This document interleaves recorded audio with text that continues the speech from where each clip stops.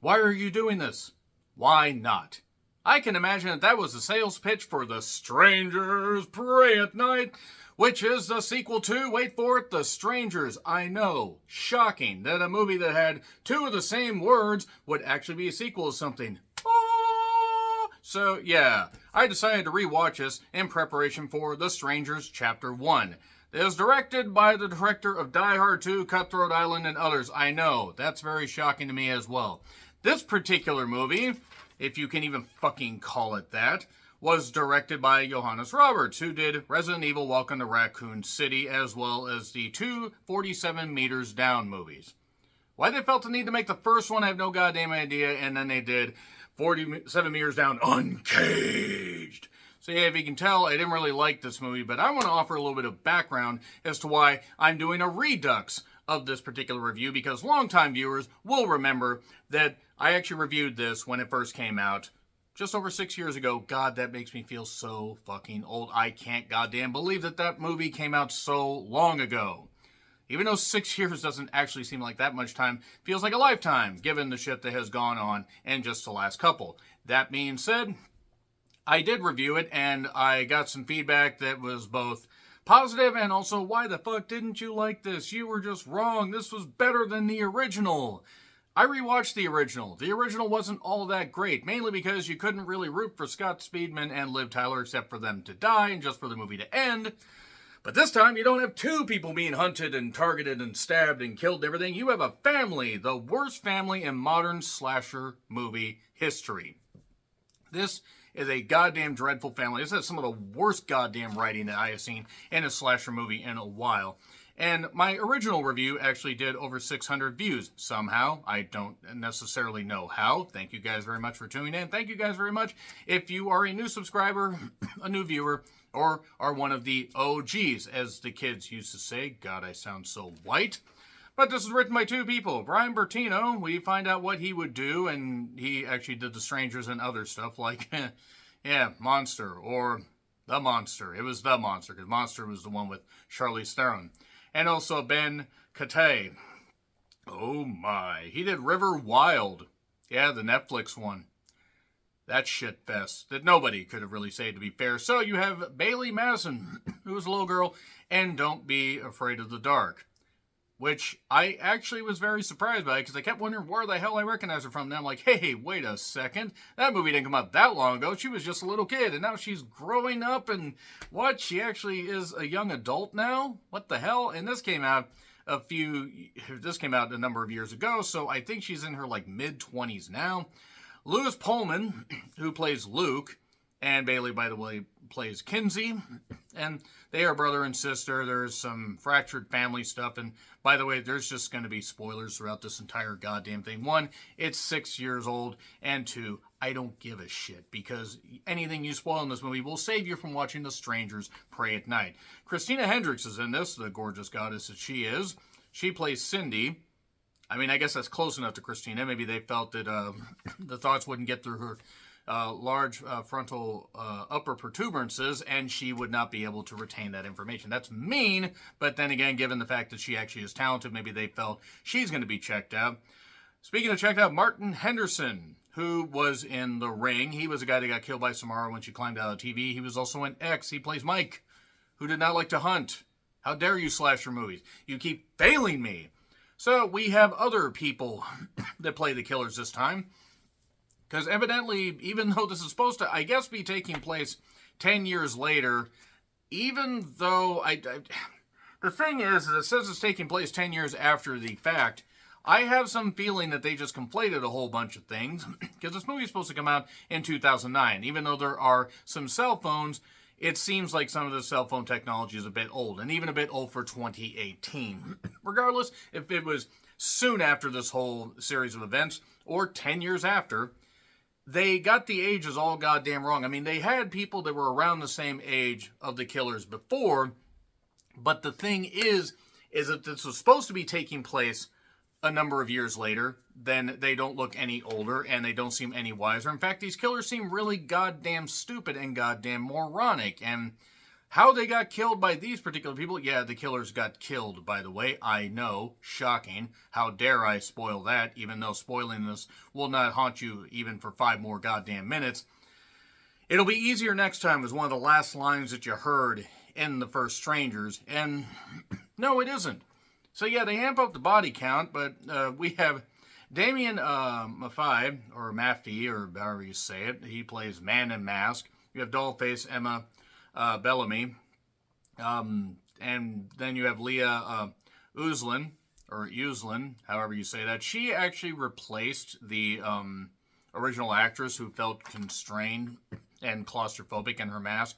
I can identify with that. So Leah was actually the stunt double. And they said, yeah, good, you're good. Just do that. That's why they don't have her talk as much. I'm going to be perfectly honest here. While I didn't have high expectations for this, having, at the time, like the original Strangers, I was like, okay, let me give this a shot. Let me rewatch it and let me see if it's any worse than I remember, or if it's better than I remember. Oh, it is significantly worse than I remember, because I forgot just how irritating these characters are. The massive amount of stupidity that takes place during this movie.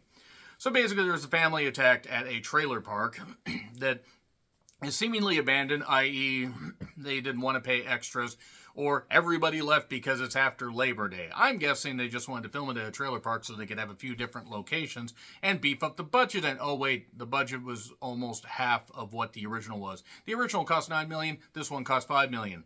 And then speaking of money, oh boy, did this one fail. So it still made a profit, don't get me wrong, because it costs less. The profit margin wouldn't be nearly as much to recoup. But the first one made about, about 21 million, thereabouts, when it got released in its opening weekend. And this one made 10.4. Ouch. By the time the U.S. gross was completed, $24.5 million for the U.S. Okay, that's fine, except the first one made $52.5 million. So yeah, everything is down. Everything is down, including the intelligence of anybody that decided to greenlight The Strangers Pray at Night.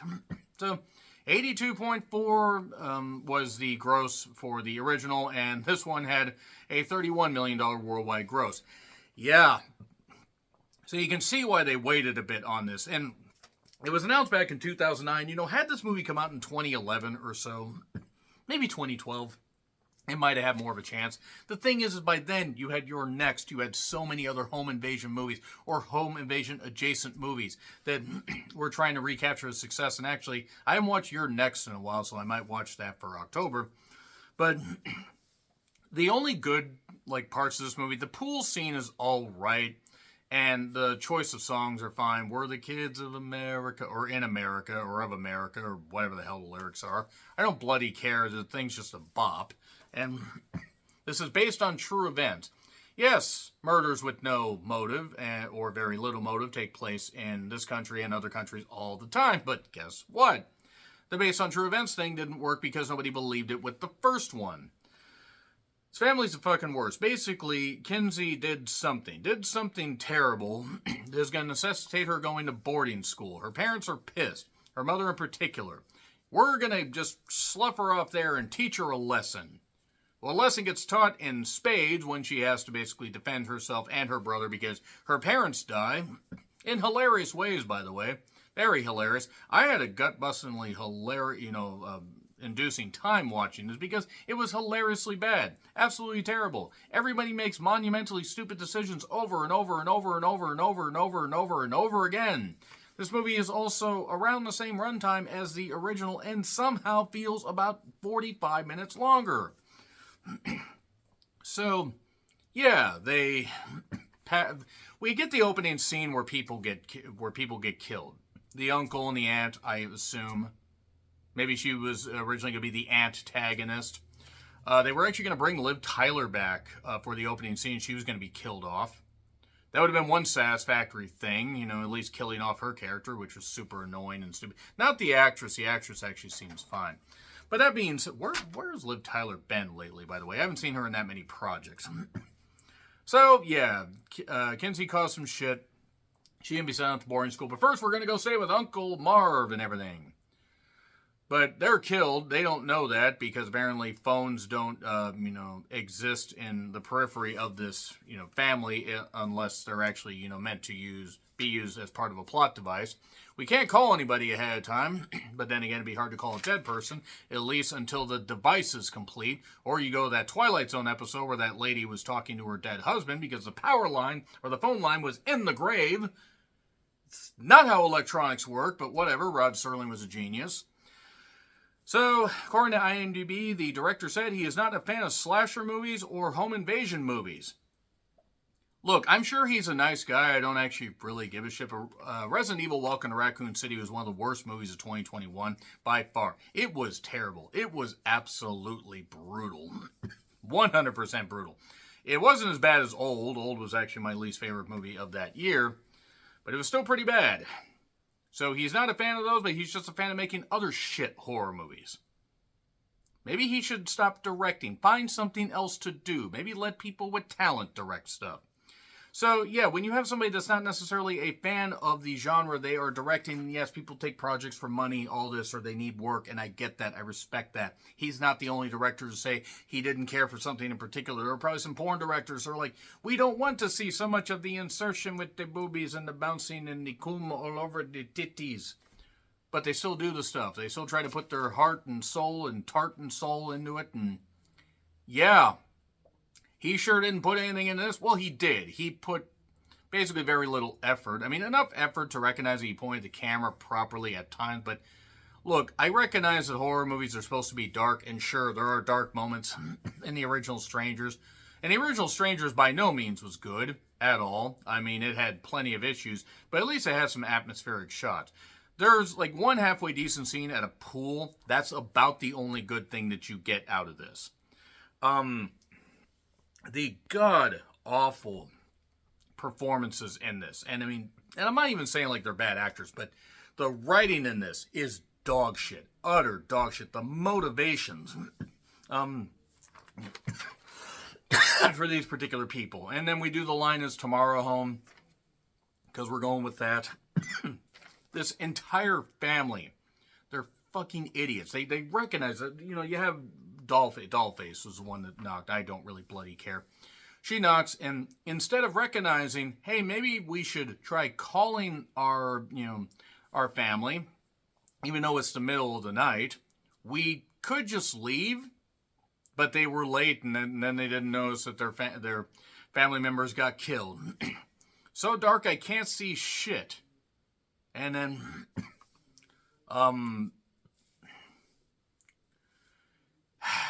just the fact that characters keep making stupid decisions. Under no circumstances should you be intelligent and maybe stick together. You shouldn't have taken your cell phones with you at all. No, why would you do that? Kinsey runs off, and that necessitates the brother going after her. So the parents are left alone, and then we get a scene where they come back. The parents find them, and all the phones are smashed. We don't take our phones with us because we can't be intelligent. And look, dumb decisions are slasher movie 101, and I totally recognize and respect that. But this is almost egregiously offensive. I don't know how this family ever got out of goddamn bed with how stupid they are. And then suddenly Dollface is right there behind them. Oh my god, this killer in this small trailer that doesn't have any corners or any dark areas. We can't find them here. The house at least made sense. There were corners and there were things you could look around. This is a trailer. I have lived in a single wide. Before, I lived in a double wide and everything. Yes, that's how old this house is. Smashed together. Human centipede together. You can't really hide in a single wide. You can't even hide in this house.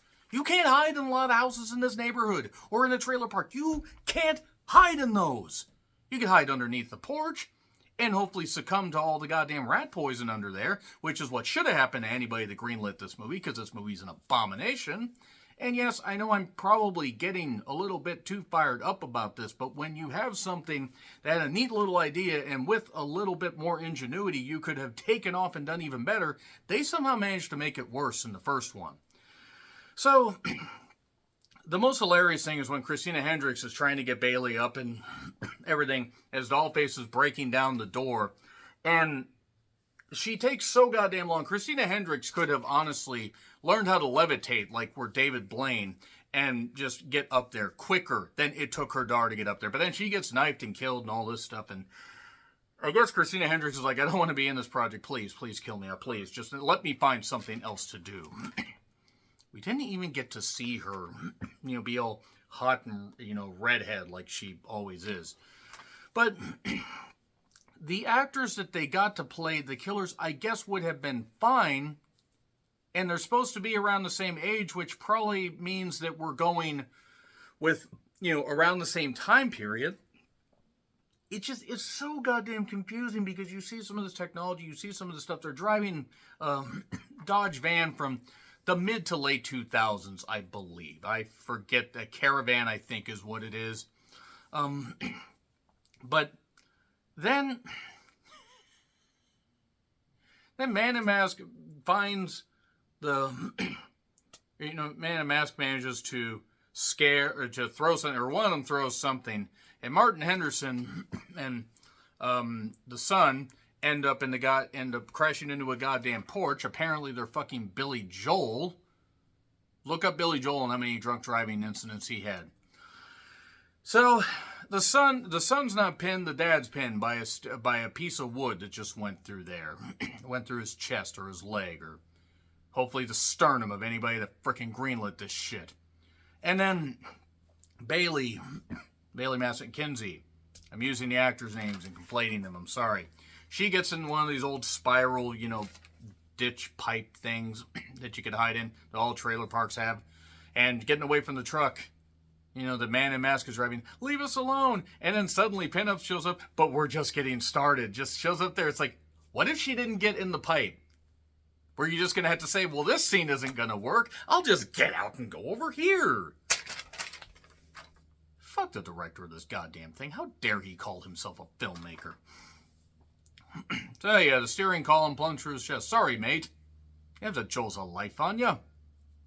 MST3K, guess which episode? If you can guess, I love you guys. So, and the dad's like, you can't help me. Take this gun and rescue your sister. Your sister needs you. It's dangerous to go alone. Take this handgun that you won't fucking use until the worst possible moment because you're all fucking idiots. I know it sounds like I'm going on a bit about this, and I am because I absolutely hated this movie.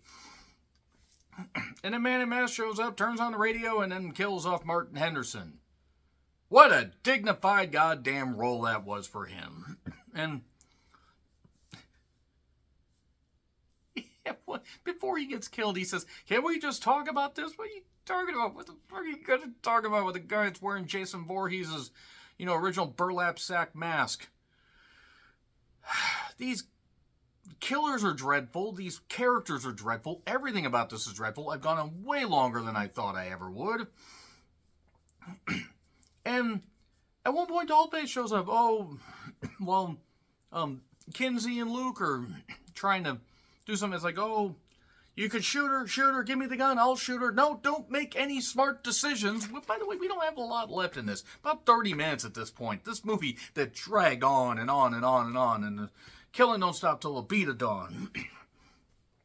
And then brother and sister are all that's left. Kinsey gets her leg tied. Well, tied up. Like, she basically, had a wound and everything, so hog-tied. They share a little bit of stuff, stories and everything. Remember when I fell off this bike and my leg was all purple and blue? I would have rather watched the home movies of another family. Just like Sinister. Just show me stuff from Sinister. And I hated Sinister. I'd rather watch Sinister than this. And then he puts her under the deck and says, I'll get help. I mean, I'm an idiot, but you're an idiot and you're injured. So I'll go here and get injured. So Pinup Girl gets killed, basically, in hilarious fashion. And he stabs her, but then can't just get out of the way of Man in Mask swinging his axe from side to side. Come on, do the stupid Mario all together now. And he could have ran. How in the world could you not just run? He's a lumbering oaf. He's not very fast. And then they get trapped in, or not trapped in the pool. This isn't Night Swim, thank God. They, end up, there's like a point where, Luke gets stabbed repeatedly in the back, or at least in the side or something, and should have bled out, but no, despite the chlorine poisoning in the cut, no, Kinsey gets him because she's out from there and somehow manages to find him. And there's total eclipse of the heart playing, by the way. That's about the only good part of this. There's a great, this was such great action. It's as funny as anything in this movie. And then a cop arrives, instantly gets killed because Dollface just wanders around and, hey, turn around, there's a killer behind you. What? Can't say that. And then she can't get the keys. Kinsey can't because Dollface has them. But then she gets the cop's shotgun, shoots her once, and then shoots her again. After saying, why are you doing this? Why not? And then Man in Mask shows up and hits the cop car a bunch. And then gets the truck caught. And then Kinsey has a lighter and torches the damn thing. And then the truck's on fire. They say paying homage to Halloween 2. Yeah, you fucking wish you were the worst part of Halloween 2 Strangers Parade Night. How dare you, Johannes Roberts? How dare you? I don't even know if that's actually how you say his name. I don't care. But anyway. So, yeah, Man in Mask is dead. And then Kinsey flags people down.